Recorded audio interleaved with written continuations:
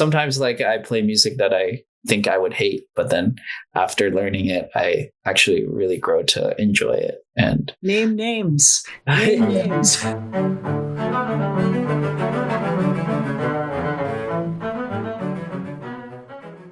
Hi, everyone. Welcome to OSA Backstage. I'm Dani Meyer, and today Serena and I are talking to the phenomenal pianist, George Lee. First, correction.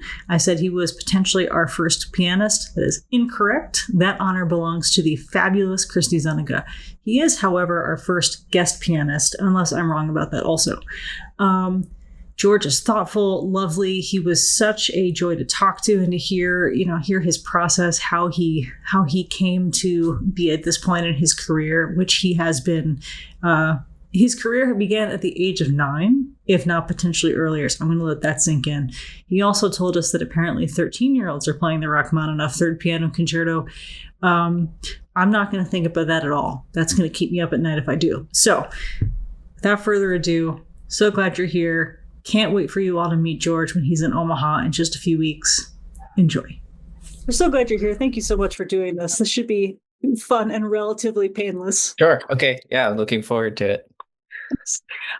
Would you start things off by introducing yourself? Sure. My name is George Lee. I'm a pianist. I just turned 30. I live in Boston, Massachusetts. And I'm just really excited to be making my debut with the Omaha Symphony and playing such a great piece, the Rachmaninoff Third Piano Concerto. Oh man, I keep trying to like remind myself that there are other concerti out there, and then every time I listen to the Rachmaninoff, like, no, never mind. Yeah, this is the one. yeah, definitely. Serena, will you also introduce yourself? Yes, as you all know, my name is Serena, and one of the hosts here with OSA Backstage. We're very excited to start the new season off. George, you'll find really quickly that I talk so much that people forget what Serena's voice sounds like. So we're trying to start off the top of every episode with a reminder. Gotcha. Sounds good.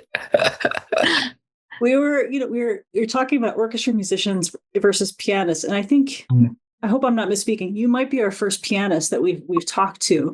Oh, cool. And yeah, it's something we realized was that piano, unlike other instruments, you might have never heard it before you started lessons. Like there are lots of kids who started lessons before they heard a pianist in concert. Yeah.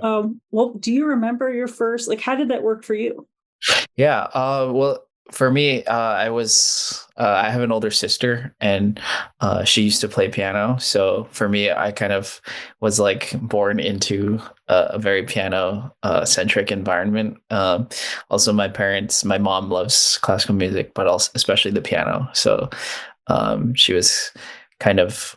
I was always surrounded with classical music, and she'd always take us to like piano performances, as you mentioned, in Boston, to like celebrity series of like great pianists like Kissin and Zimmerman, and Pariah, and then also with the BSO. And music was kind of like something that had been in the background of my life for several years before I started piano. So I guess in my case, it was a little bit different. Like piano was kind of just like always around me. Yeah. When did you end up starting? I started when I was 4.5. I used to go with my sister to her piano lessons, and her teacher kind of noticed, which was my first piano teacher, noticed that I was like showing a lot of interest. Sometimes when there was really beautiful melody, like I'd kind of perk my head up and listen, and she kind of noticed that, and she asked my mom if it'd be okay to start me on lessons when I was like around 4. Oh my gosh. Okay. So you technically you had a little bit of both. You were already hearing pianists, and you heard your sister. How much older is your sister? She's 8 years older than me. Okay. So, yeah. So do you remember what she was playing when you started? Yeah, I do. I remember she was working on the what was it? The Fantasy Impromptu by Chopin. And then there was also like a McDowell piece that she was working on, and also there was like a I think there was a Chinese folk song that she was also playing, that my teacher had assigned her to, and so yeah, I was kind of listening to. I think those three pieces kind of really stuck with me over the years. But yeah, Man, that's fantastic. And then you said you got to hear like the greats in concert. I think Kissin was probably my first yeah, pianist that I ever got to hear. yeah, Yeah. It's you just don't even know what's possible until you see it in action. totally. So, okay, so when did you decide that this was going to be not just I'm going to play piano, but I'm going to really shine at piano? Or was that decision kind of made just because you were doing it naturally? Yeah, I maybe it was a little bit of both, I would say, but I think music. My parents kind of wanted me to do music in the beginning, kind of like as a way to show me what like discipline is about and kind of teach me the kind of Yeah. like things that they believed were important like life lessons and values of like trying to stick to something, and trying to like be disciplined at it, and using music as a way to kind of enforce some of those qualities. And but for me, I also liked to like I enjoyed the challenges of that piano provided. Like every week you have to like learn something new, like in a technique, or also just learning about music. And for me, it was like, I think in the beginning, it was kind of like creating and solving puzzles like every week. It was kind of like a hobby in that sense. And then I think when music changed for me was when I was like about 11, and I was playing the Beethoven's Piano Concerto Number 1, and it was like the second movement. And there was like a really special moment where I just felt like music to me had kind of changed a little bit, and it was like I was almost like entering another kind of world, and I could kind of feel like this really strong connection between me and the music, and also the musicians around me and the conductor. And I had never felt that kind of feeling before. And so that really kind of changed my perspective on what music is about. You just that's so I want to make sure I have this exactly right. So you were playing with an orchestra. You were already playing a Beethoven concerto with an orchestra. You were 11 years old, and you just had this transformational moment. Was that the Yeah. first time you played with an orchestra, or was that just the Uh, moment? no, I had done like, so like one of my teachers, he runs this like piano festival in China. And so when I was 9, I was like invited in the summer to go to the festival, and I played. That was kind of my first experience with orchestra. That was I played the Haydn Piano Concerto in D major, which was really fun. But yeah, this was like really like the first time when like I felt that music kind of was like a kind of change. Like it was more of a spiritual kind of connection. Of course, it was very brief. I think it was maybe like for a couple of phrases, but like even then, it was like I felt like really kind of transformed by that experience, I think. How did you chase that? Did you feel like you were chasing that from there? From that moment, yes, because like I felt like this was like really something really different for me. Like I had no idea of like what music was capable of. And also after the concert, I remember some people telling me like how much how powerful the music was, and how it like made them feel like they had like a long day, and then they came to the concert, and then things were suddenly like a little better. And so for me, like I was kind of shocked at how like the kind of magical power of music, and a healing power in a sort of sense. And from that moment, I was kind of trying to get back to that moment. And of course, like it's such a hard kind of thing to reach. It's kind of like almost like you're entering like kind of like a subhuman state, and it's like it just sometimes like you work a lot of hours and things, and you still can't get to that moment. But for me, it was still like very worthwhile to kind of pursue. I mean, we experience that in the orchestra, I think, all the time, where you have, especially when you have two performances of things, right? Like Yeah, something, right? Something magical happens in the first one, and then you spend the entire second performance hoping to recreate it. yeah, And yeah, yeah, trying not to be disappointed if it doesn't happen. And you have, so you mentioned Beethoven and Haydn, but your, I'm going to skip around a little bit. Your sure. repertoire is all over the place. Do you do you think you find that moment, that space with particular repertoire, or can it happen with anything? That's a good question. I think uh recently I would say it happens like towards like more a lot of like the spiritual pieces that I really kind of like spend a lot of time digging into. And for example, like pieces like late Beethoven or Schumann, or just pieces that are quite introspective, and just require a little bit more. Of course there are pieces like, even in the Rachmaninoff, there are some moments where like that are, you spend a lot of time technically kind of trying to make things work and trying to get it to a level where you don't have to think about the technique. And that is kind of like a little bit different. But like there are quite a few moments in the concerto where like it's kind of like the, you're kind of sucking the energy inside inwards to, and it becomes a very intimate moment. And I think those moments are like where it's, where I find it very comforting to kind of, um, it's like places where you can kind of like stretch out time, where time seems to stand still. And I think those are kind of moments that can really, are as powerful sometimes as like those really bombastic and um, like loud moments. Absolutely. I we were you have a dual major in English literature. And Zarina and I were talking before you came on about how anyone has the space, the mental capacity to add more introspection to their day. Hmm. But I'm curious if you, one, we're super curious how you even, how that even came to be. But two, if like if if dedicating your studies to introspection, both physical and mental, if they helped each other along the way. Yeah, totally.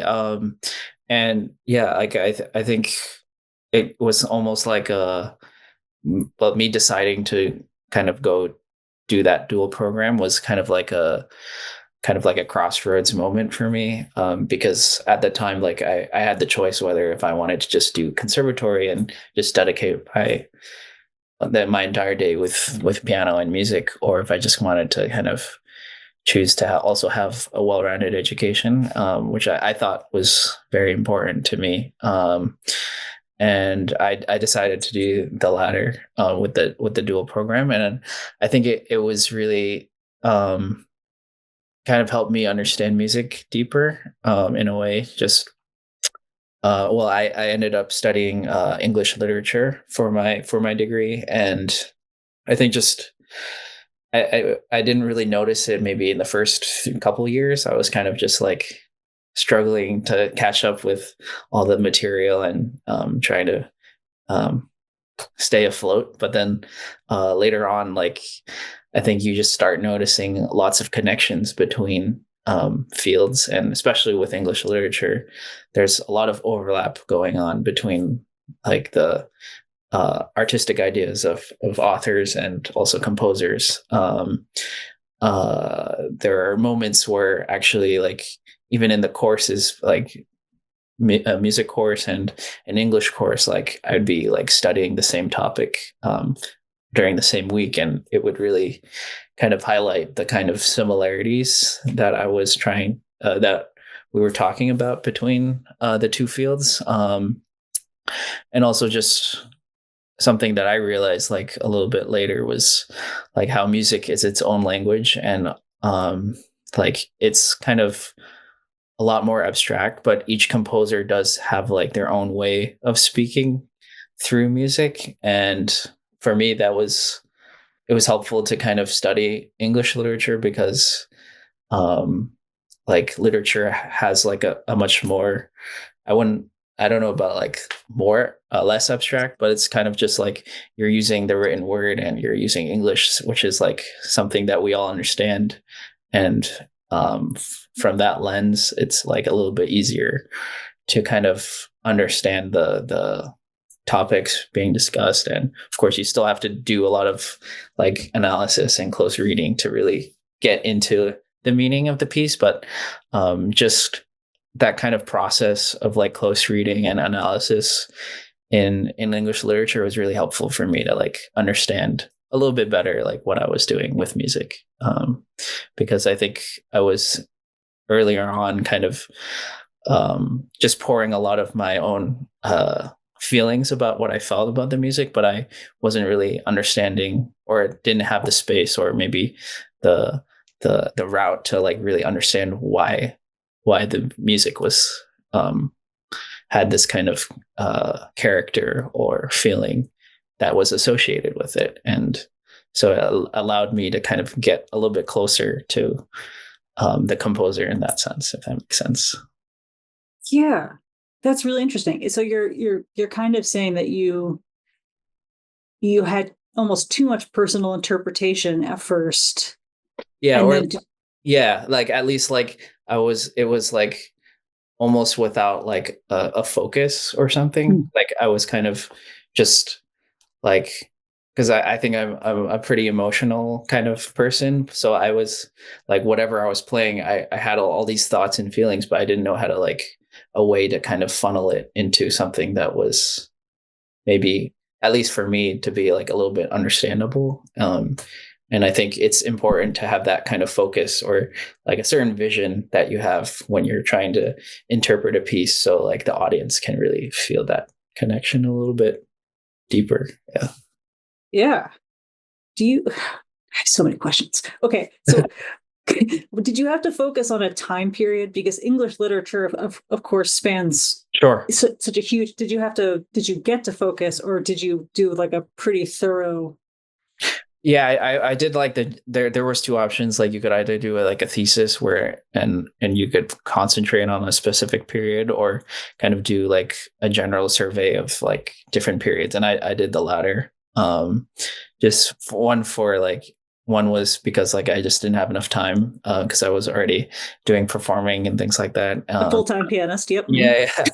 But then also for me, I think because like I was so new to the field that just having a more general knowledge about it, like what things were, what time periods that I wanted to focus on, it was a little bit better for me. But I do remember like I really liked English romantic poetry and um, especially like Wordsworth and Coleridge, and those were really kind of time periods that really stood out to me. And of course, also, I mean, it's not really English literature, but I took a class on like world literature, and so I studied like French and Russian literature, and Dostoevsky really kind of was a very big author that really stood out to me as well.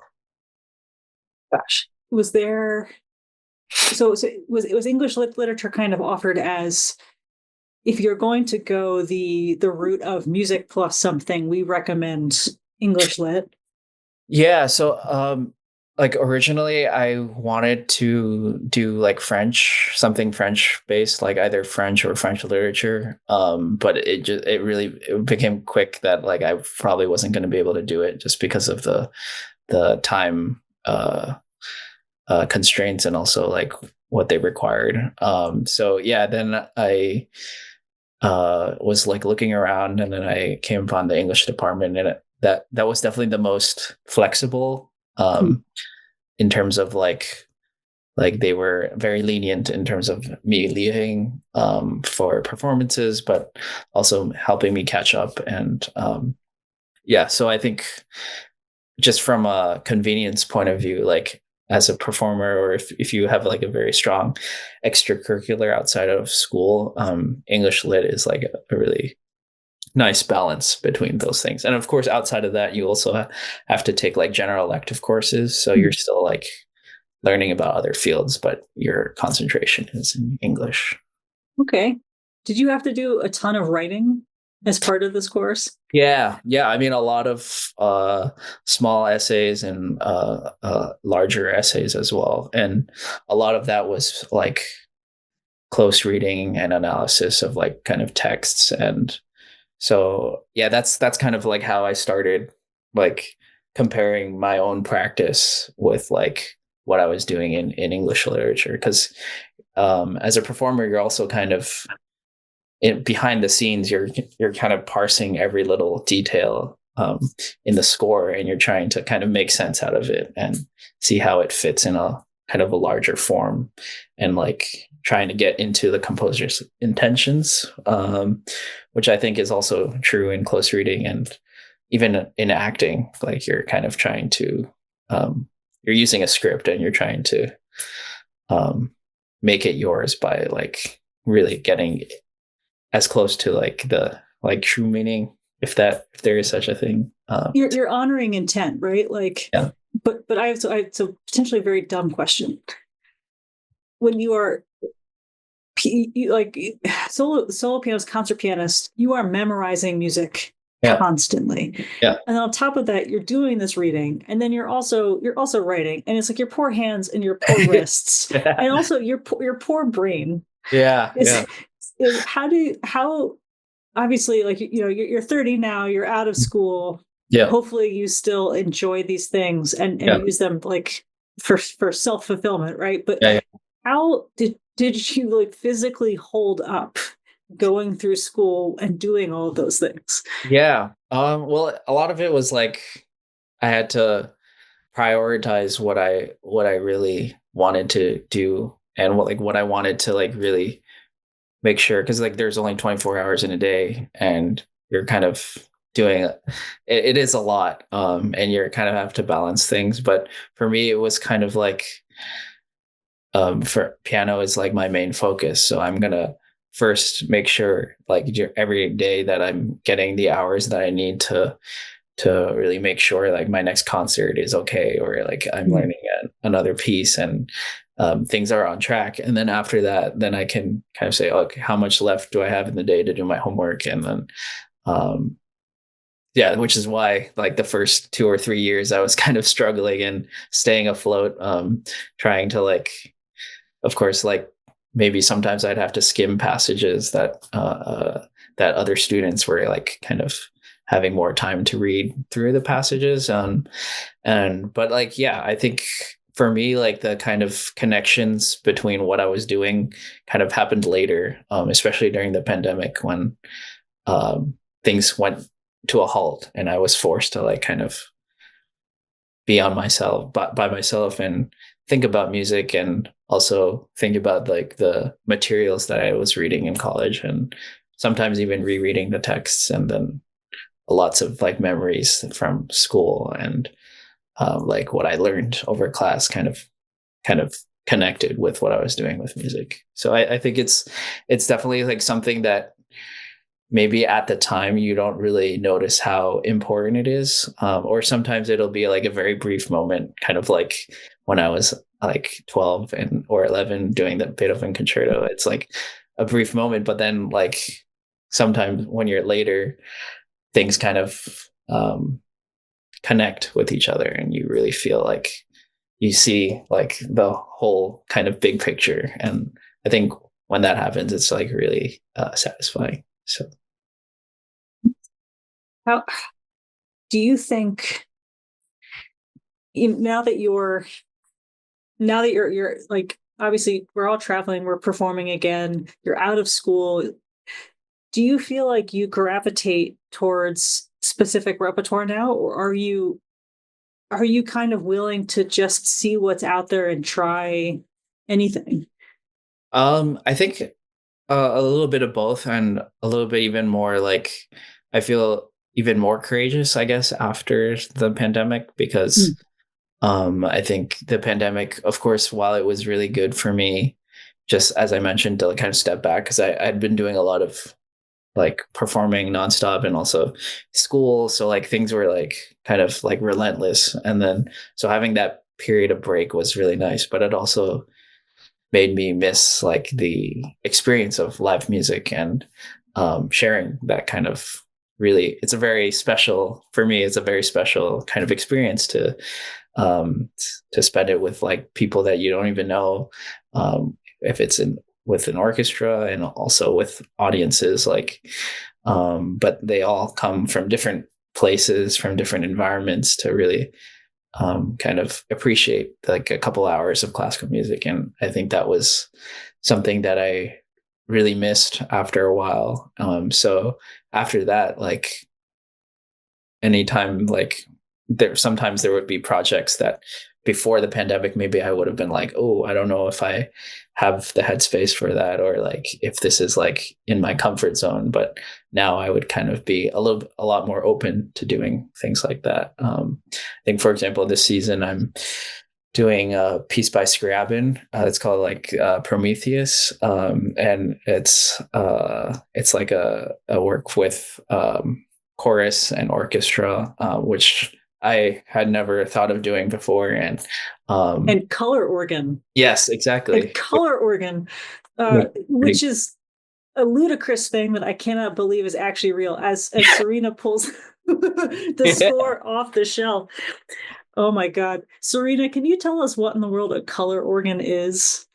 I actually don't know. I have the score, but this is a Poem of Ecstasy and Prometheus all in one. And I think Poem of Ecstasy is more well known. I don't know Prometheus at all. So this is, I feel like I've been assigned some listening. Okay. So is this your first time playing a major Scriabin work, George? Yeah. Major Scriabin, and also just like, I mean, I've listened to it a few times, and also I think Scriabin for this piece had like an idea to have an instrument that could kind of portray the colors that he was chasing for in color organ. Yep. Yeah, in the harmony. And so which I think is really cool. And yeah, so it's something like those kind of projects, it's like, for me, if before would have been like kind of a little bit overwhelming, because it's like a very different kind of music that I'm used to playing. And it's a lot more kind of experimental in terms of harmony, and also a lot of elements that you have to really think about. But yeah, so I'm really looking forward to seeing how that plays out. So would you say then, like, because obviously there are pianists that specialize in things like Mozart and early Beethoven and Mendelssohn, and then there are the pianists who are Prokofiev twos and Rachmaninoffs and the end of the world piano concertos, and everything in between. Do you think do you think the difference is technical ability, or just a personal, how people approach the piano personally, and then therefore like how the mechanisms of how they play music unfold from there? Because to play a Mozart concerto is a very different thing than a Rachmaninoff concerto in a lot of places, but not necessarily all places. Yeah. No, yeah, that's a great point. I mean, I think sometimes you feel like, for me at least, playing some piece by Mozart or Beethoven can be as taxing as a Rachmaninoff, just in a different way. Just because, like, I think when you're playing with classical music or romantic, you're always kind of thinking about balance between like structure and like the emotional content, but like you're kind of the style is a lot more constrained.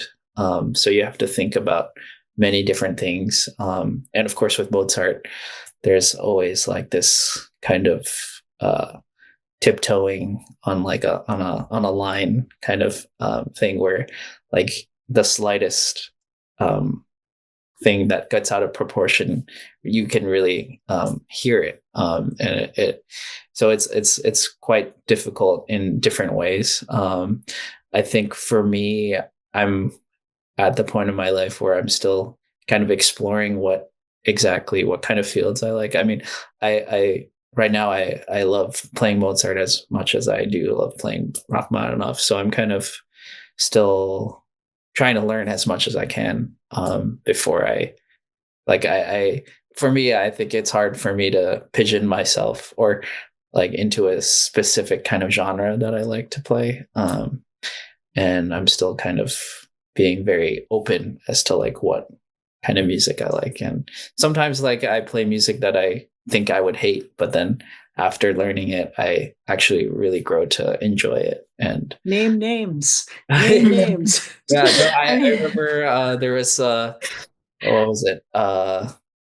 There's this American composer, oh, Charles Ives. I was playing his symphony, number 4, which is like really a crazy piece. It's like you need like 2 conductors, and there's like 4 or 5 different keyboards that are playing together, and it's very chaotic. And I remember just like sweating, like dreading the moment of like when I would start to do rehearsal, because like I had no idea how this would all come together, and I was struggling myself to like learn all the notes and to like know my part, and so I had no idea how how it was going to sound. But then I don't know, it's I think, and then when we all come together, we realize like no one knows how it's supposed to sound, and then um there's this kind of cool like camaraderie that you feel when like everyone's trying to figure things out. And actually sometimes like that's sometimes those that kind of panic and overwhelming is like exactly what the composer is trying to kind of portray. And so like in those moments, like you really kind of enjoy the kind of process. And then they actually recorded that, so listening back I'm like, whoa, like this is cool. Like you notice things that from an outsider as an audience member that you wouldn't have noticed when you're kind of like tunnel vision, like hoping everything goes okay during the performance and rehearsal. So yeah. How much of a performance do you actively remember, or does it tend to fly by and then you just look up and you're done? um I think I usually remember a lot of my performance, like, or at least the feeling of how I felt. And then there will be moments where, like, if I mess up or something, then I'll be like, oh crap, like, and then in those moments, maybe like I'll like kind of, because like a lot of sometimes like when that happens, like you start to panic a little bit, and then you try to like adjust as fast as possible to get to the next point. And in those moments, I would say like listening back helps me kind of remember what was going on. But I think most of the time I do remember like a lot of the moments of performing, because I think maybe in the beginning like I probably wouldn't have remembered a lot of what I was doing, but I think now that I've had a lot more experience, I can um kind of focus on every moment that I'm doing. And so it's a lot of the times I'm still kind of feeling like it wasn't really that fast when I played it, and then when I listened back in the hall, I'm like, wait, why is it that fast? But there are still things that I'm kind of just adjusting to as a performer. But there are definitely a lot of moments that I remember when I play. Are you generally, like, because I know I've had a few teachers over the years record when I've been playing through excerpts, and then they hand me it back. Like your Don Juan was obscene, and and a violin section would take you out back. Do you ever have moments where you're like, oh, this is just my MO? I'm a Ricky Bobby. I take off, or does it depend totally on the piece and the situation, or nerves, or Yeah. I think it just depends on sometimes like the hall and like the acoustics of what you're playing in like kind of changes, or um how it sounds to the audience. So for me, like as much as I can, I try to like put my phone out in the hall to record when I'm playing. And sometimes when I'm trying the piano, I can kind of do that, or during rehearsal, and I can kind of, it's not exact of like how it might sound, but like it's a closer approximation of like how it sounds in the hall. And I think that for me, that helps for in terms of balance, and also just like what kind of parameters I can kind of stretch in a performance, and things that I can think about while I'm on stage. Sometimes it's also like good not to think about that though, because like you can get really self-conscious sometimes, and it's nice to kind of be as free as possible when you're at the performance. But it is good to like have kind of a catalog of things. So sometimes when you're entering like a hall that you've never played on, but like it's similar to another hall that you've been, you can kind of have like a little bit of comparison and something to have like a guideline in terms of how things that you should be aware of in terms of pedaling, or in terms of speed, or things like that. So you've played in halls all over the world. Have there been any particularly memorable halls, speaking of, or, have there been halls where they're just total extremes? You've really had to change everything about your playing, maybe Yeah. unexpectedly? Yeah. Well, actually, this past month, I was on tour with the Asian Youth Orchestra, and we played the Rachmaninoff Third Concerto, and it was 8 different halls over like a period of a month. And I think that really kind of, well, first of all, like it forced me to really record everything, because like each hall was like completely different from the next one. And also as a pianist, like you never know what you're getting in terms of what kind of piano you're getting. I remember there was one time in Mito in Japan. The hall was like very dry, and it was kind of like a lecture hall kind of auditorium. So it was like the material was not great for a classical concert. So everything was kind of sucked up and like super dry. But then also the other problem was like, I think they only turned on the AC like on the morning of the concert. And so after the piano was tuned, like I noticed like 5 minutes into my practice that like notes were getting already out of tune. And so by the time the concert came, like I would say like a good 30% of the notes were like pretty out of tune. And then by the end of the concert, like 70% of the piano was out of tune. So it was like a very uncomfortable, like performative experience for me, but it was a good lesson for me. Of course, there's nothing that I could have done, but it's still like a good experience to have, and something to like mind. How do you play through that? Because you're right. Like there's just an out of tune piano is it's either you continue to play or you don't, Yeah. and there's no middle ground. Yeah. So how do you just power through that? Yeah. I mean, I think a lot of those challenges are like based on mindset. Like, it's how you think about it. Because like sometimes, of course, like in the beginning, I was struggling quite a bit, because like I was like, this is not how I'm used to this piano sounding and how this passage sounds. But then over time, um, like my brain kind of thought of it the other way, which was like a lot of the time when you have like a very like perfect condition, like you're trying to like make the most use out of it. So you're trying to make the performance also sound as perfect as possible.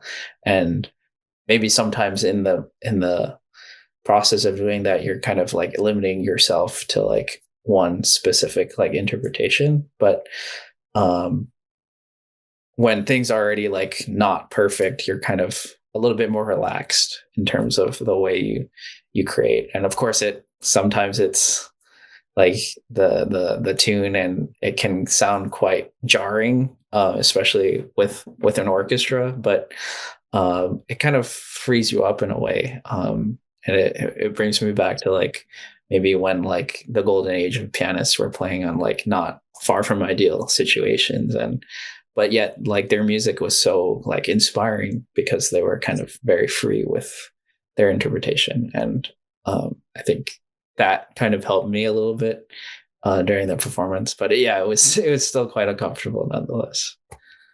You mentioned the golden age of pianists. When Rachmaninoff 3 was written, it was considered possibly the hardest piano concerto in existence, right? Yeah. But yet we've seen that the moment someone else hears something being performed, they see it, it's so much easier to do from that point. Yeah. Do you feel like it's still one of the hardest, or has it kind of been eclipsed by things as they build on top of it?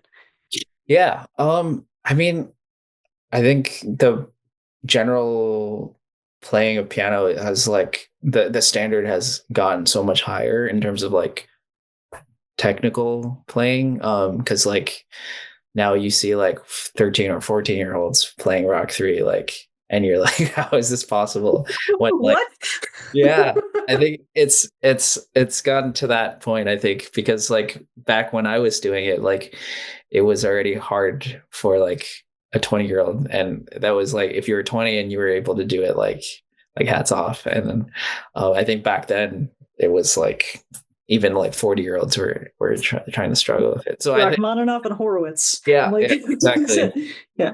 But yeah, I think like I guess the athleticism and like the kind of technical ability of younger pianists has grown up a lot. So from that point of view, I think it's not as difficult. But I think in a grander scheme, it is quite difficult, because I would say this is beyond this and like the Brahms concerti, like these are like the most like symphonic piano concerti, and in the sense that the orchestra is also kind of, it's not like of course it is more supportive and accompanying, but there's a lot of like symphonic material and gestures that are within the orchestra, and it's kind of like the piano is infused with the orchestra, and we're all kind of working together to make this really grand and epic story.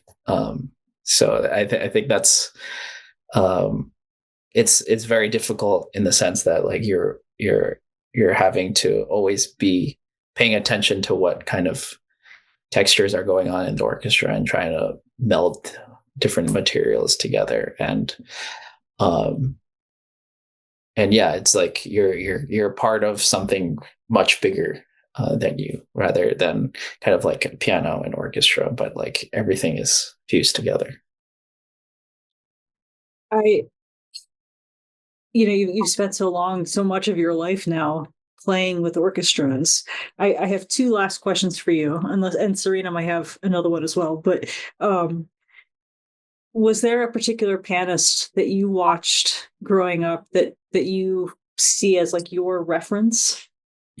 Yeah, I would say growing up, like there were maybe like a few, and then as I got older, like the list got bigger and bigger. So in the beginning, I like Kissin and Polini and Pariah were like the pianists that I listened to a lot, also because of my mom. And then also when Lang Lang got a little bit more famous, and also Yuja, and just like from the Chinese community, like I was following those pianists a lot, and they also kind of were inspirations to me. And then when I turned a teenager, and my most recent piano teacher, Hua Kyung Bian, she teaches at NEC, and actually she lives like maybe 4 or 5 minutes away from me, but I studied with her for like 15 years, and so like she really kind of helped expand my world beyond like kind of modern pianists, and showing me the golden era of piano playing, Cortot and Schnabel and